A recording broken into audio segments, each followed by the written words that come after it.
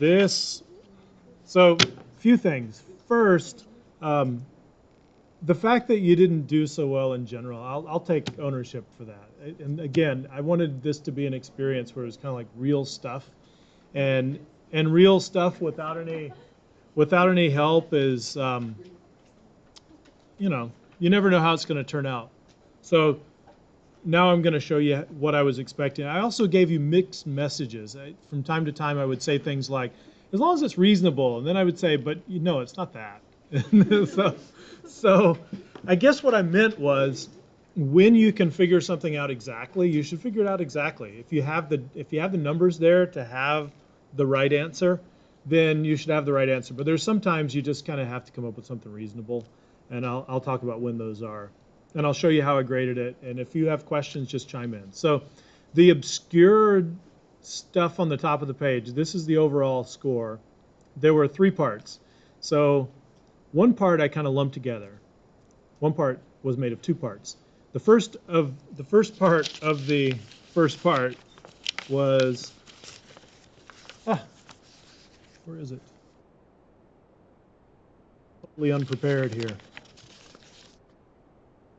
Gosh. Tell me I've got to go digging through my. Okay, so this was kind of the old version of part 1, and so remember a long time ago I said collect this data, use Logger Pro. So what I do is I put these numbers, this number, and this number, and this number, and this number, into my spreadsheet right here. That number, that number, that number, and that number, and then I get all these calculations, which should be the same things that you have. So these are all the answers, and then I just go down your sheet right here and look at, well, the first one actually I look at this. If your answer is supposed to be 1.84 according to me and you have 1.84, then I don't even look at the other stuff because I know it's right. And then I check this, and if that's right, good. So you got 10 out of 10. There were 10 things you had to do there, so you might have 10 out of 10 written up there. That's your score for that. The other thing is the back of this right here. I do the same kind of thing. I look at your numbers here for cross-sectional area. That's a ridiculous cross-sectional area, by the way. The cross-sectional area of these rockets should, 1 square meter is a meter by a meter. You know, this is meters over 3 feet. Over 3 feet, that's 1 square meter. If you had any area over 1 square meter, nobody's rocket was that big for the cross-sectional area. In fact, most of them should be around 0.01. But this number is just left over because I was checking somebody's calculations, and they had thought that the rocket cross-sectional area was 6 square meters. If it's you, I apologize for laughing. So anyway, I look at your paper, I type in this, and this, and this, and this, and this is the density that's already set. And based on those numbers, I've got a formula in here that gives me these 2. So I made a video earlier where I explained,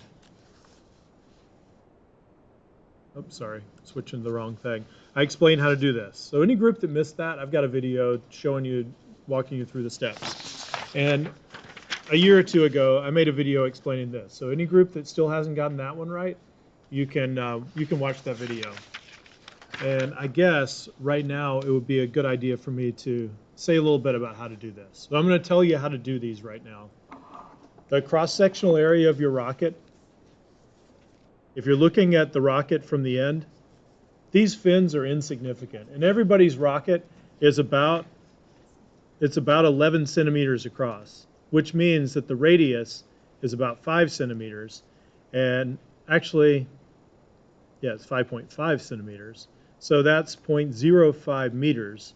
And the area of this circle is pi times the radius, 0.05 meters squared. So that's the area you should get, unless your parachute's open, unless your rocket's turned sideways or something like that. And if you think, okay, at this moment in time, our parachute is open or our rocket's turned sideways, then just kind of say, well, our parachute's about this big. And use your hands and try to estimate. I don't care if it's exactly right. A big parachute might be 2 feet across, and 2 feet is about 0.6 meters. So the area of that would be pi times 0.6 meters squared, which is, I think, turns out to be somewhere around 0.3 square meters. So nobody should ever have a cross-sectional area that's a square meter or more. I don't think that's possible. So that's how you do that. The current mass, I think everybody can figure out what the mass of your rocket is at both of these cases. In fact, there shouldn't be any water, so it's just your dry mass.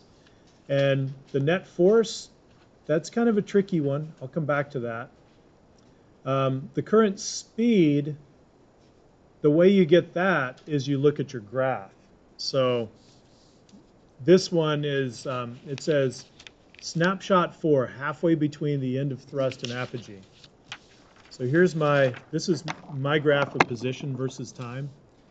I could get speed from this slope, but I've already done that. I've already calculated that slope, and I put it in here. So my velocity right here is about 15 meters per second at snapshot 4. So that's what I would use. I wrote 17 here, but if I were using my numbers, is it time to go? Gosh, darn it. All right, so just do those 2 problems. We'll continue this later. Sorry to run over. Did I